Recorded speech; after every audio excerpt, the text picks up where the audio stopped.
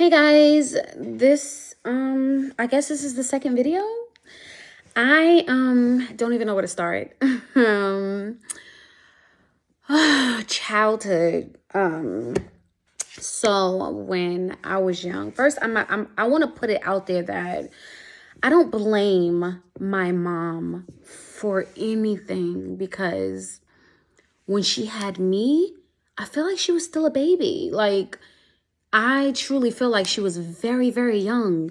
She had like 9 kids. So I really feel like it's not her fault. She didn't know any better. But I do feel like as an adult that, you know what I mean, you might grow up in these toxic environment, or these toxic, you might grow up in this toxic place. But as a grown ass adult, it's up to you to decide to break that chain. You don't have to continue it with your kids that you have later on in that future. And that is something I feel like she needs to work on wholeheartedly. But yeah, I was young. I was really young, and I had my siblings, and my stepfather is completely, well, first of all, I'm gonna start with my father. My father, he was there, and then the blink of an eye, he just wasn't. He was just like gone, like he wasn't there anymore.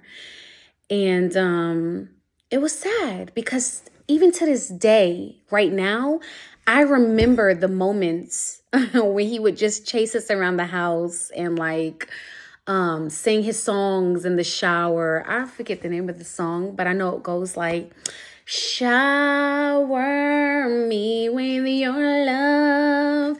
He would sing that song so loud in the shower. He didn't care who heard him. But I guess it didn't work out with him and my mom. So one minute he was there, and then the next minute he just wasn't. And then he started visiting us on the weekends, like, a father would when they break it off with the mom. But he would show up one weekend, and he would show up the next weekend, and then the next weekend he wouldn't show up. And then he'll show up another weekend, and then he'll show up the next weekend. And I really remember, because by then my mom was already with my stepfather. I really vaguely remember my stepfather or my mom. It probably wasn't. It was one of them that would point out when he just didn't show. And I was a kid. I didn't know any better. Like, that my stepfather was keeping me from my actual father because he had his jealous insecurities in the way, and my mother would prevent him from seeing the kids, or she'll make it impossible for him to make, play dates with us. But I missed him. And I feel like as a kid, that's dramatic to just lose your dad. But my mom remarried. She remarried my stepfather. And I have 5 sisters and 3 brothers. None of us like him. And that's okay. You know what I mean? You're gonna get older. You're gonna meet somebody that you like. And it's just, your kids are probably just not gonna like him. I think that he was a monster. First of all, I was raised and born in Islam. First of all, I feel like I'm not even gonna go in on him like I want to, because this would be so much, like so much. This video would be so long. But he was a monster. He was a monster in my eyes. I don't care how he, is seen in anyone else's eyes. I am talking from experience. And I'm going to give you 3 major examples as to why he was this monster. For one, I feel like he kept my father away from me. Matter of fact, I'm going to name 4. For one, he kept my father away from me. 2, he put his hands on my mom like he was a man beater. Like, my mom would literally be fighting for her life, and all of her kids are jumping in, on his back, hitting him with broomsticks. Like, it was horrible for children to see that. I'm not even going to go into detail, but it was horrible. It was completely horrible. That, and he made this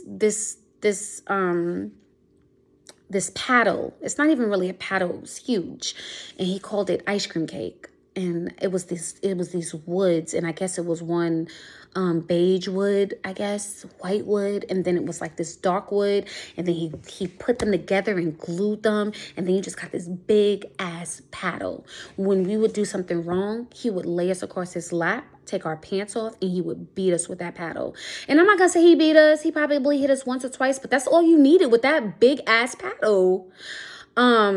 I don't even know how much that was. I just went into detail with each one of the ones that I called out. And 4, let's just say it's 4. He's still this toxic ass person today, like right now. He really is. He has not changed, and my mom is still with him. She has put up with so much, and she has accepted so much from him. And she married him. She married him. To this day, she's still with him. It's insane. And to this day, it's causing issues. When I was younger, I didn't have any guidance. I didn't know what virginity was. I didn't know that losing my virginity was so important, and that I was supposed to keep that close to me, and I should let that go when I was ready, not when he was ready, because that's what I did. I lost my first virginity because he wanted it, not me. I didn't even know what the hell it was. I felt like I wasn't taught on that. I didn't even know what boundaries was. Like, and I swear I can't fault her. Like, you know what I mean? She's only human and no one is perfect. I didn't know what boundaries was. I didn't know what any of this stuff was. Like, I really didn't. I seriously didn't. So, that's how toxic, my household was. It was a lot of fights. Like, it was so many fights. But, and it was my mom and a female fighting a whole grown ass dude. She's not winning. So you can only imagine how those fights went down in my house, in our household, because it was all of us jumping on that one man. We didn't know what we was doing. We just know that our mom was in trouble and she was hurting and she was crying, and we gonna do what we gotta do to help her. And that's what we did. I don't have a lot of time again. I know. You guys, I'm, as of now, current to this day, I take like a 5 a.m. class. I'm taking yoga classes. I'm meditating.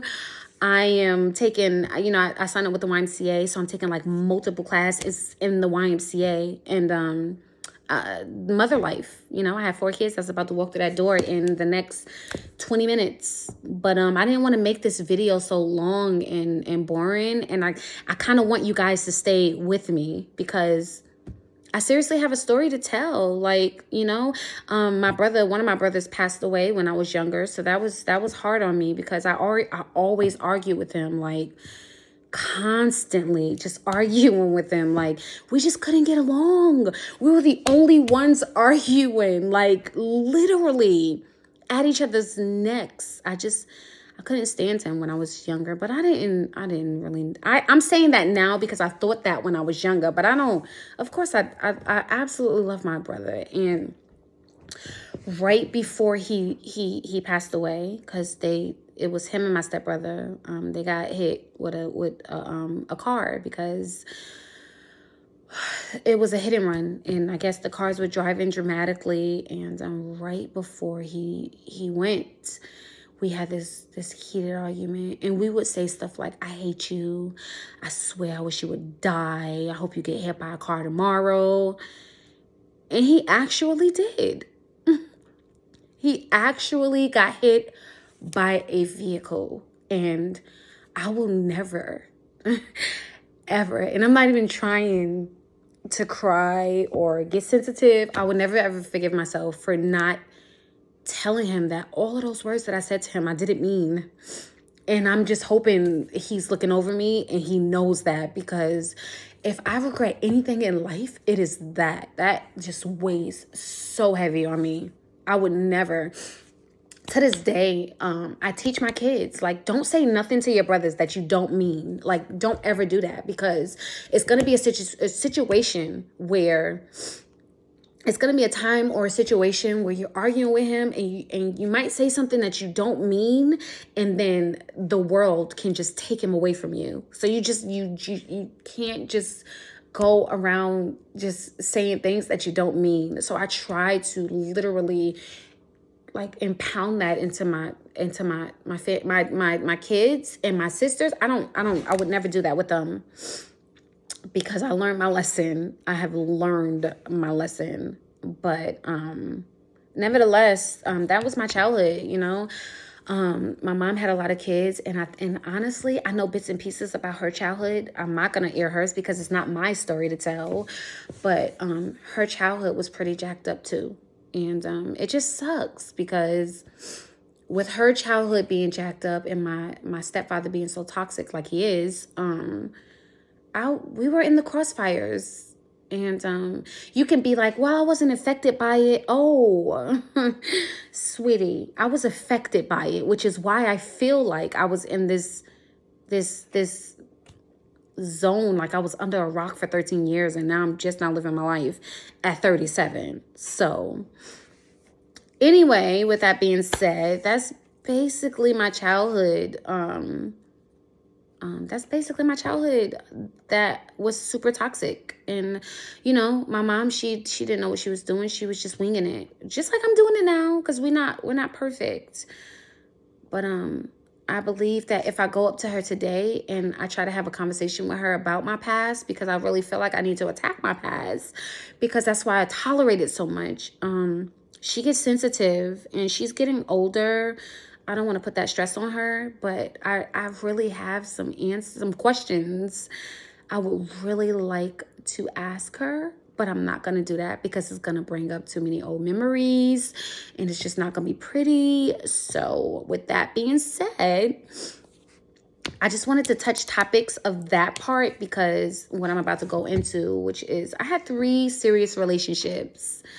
But the third one is the nail in the coffin, because I stayed in that one for 13 years. So,